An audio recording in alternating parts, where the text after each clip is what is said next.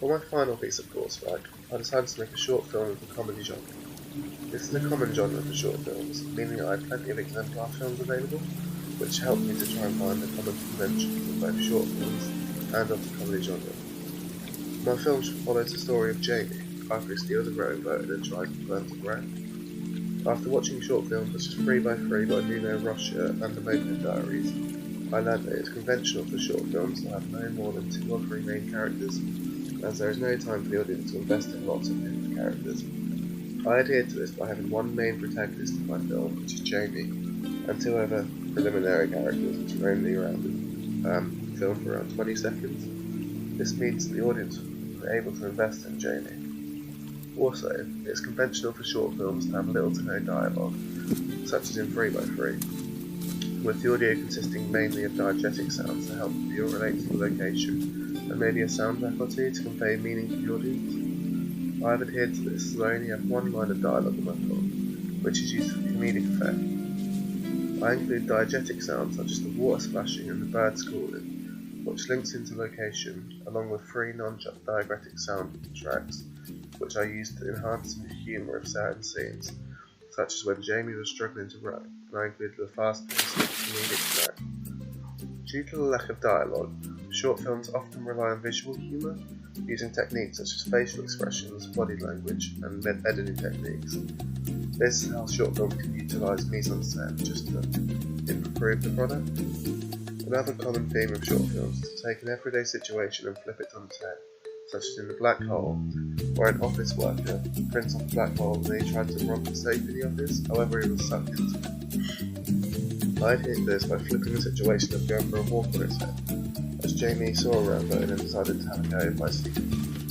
The reason I did this, as an everyday situation is something that the audience will be able to relate to, and they'll be invested in my film when it flips. Despite the fact that I've adhered to many common conventions, I've also challenged a few. An example of this is the fact that short films usually rely on a plot twist, such as in 3x3 when the janitor becomes good at basketball. I didn't feel like this was necessary for my quirky idea for a film, because the plot twists are usually towards the end of the film and help provide a closed ending. However, I decided to have an open-ended film, so I didn't implement a twist. Based on this feedback, the narrative is very entertaining, without needing to add random story arcs. I believe it was the right choice to not include a plot twist, as people enjoyed the film as it was.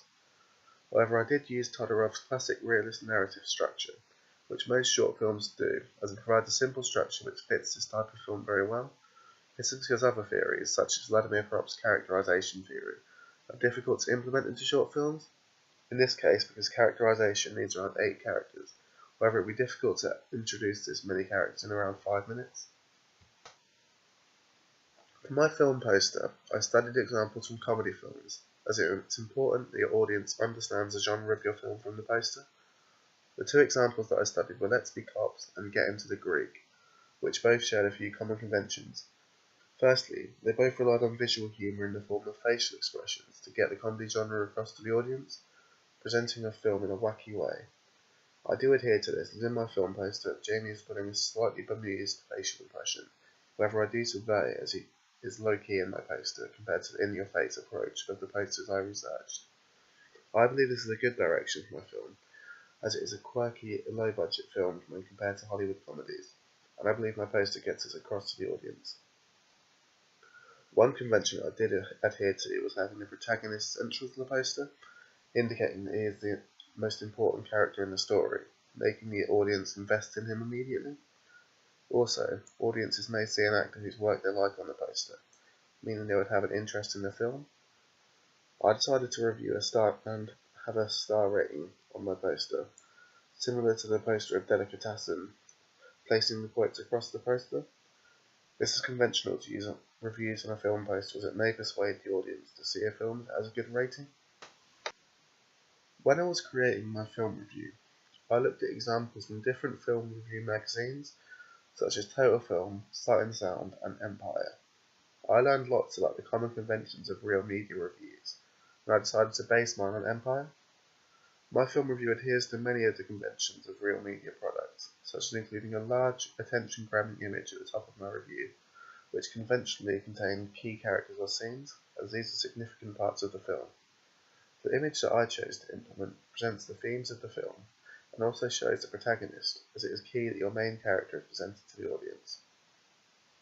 Also, reviews typically have a set colour scheme, which I have adhered to by using a yellow, black and white scheme, which is similar to Empire magazine. The reason that I included this is because it makes my product look professional and helps it stand out even more, drawing the reader's attention into the review. In the bottom corner of my magazine article, there are always folios, which contain the issue date, the magazine name, and the page number. Another common feature is the use of star ratings near the start of the review, so that the reader instantly know whether a film is worth seeing.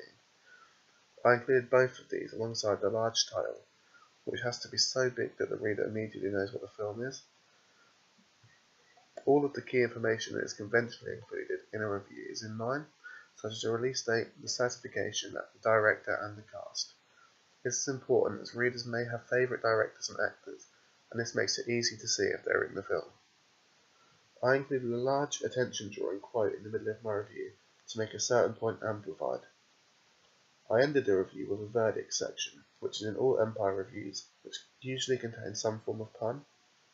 I included this, playing on another meaning for the word row.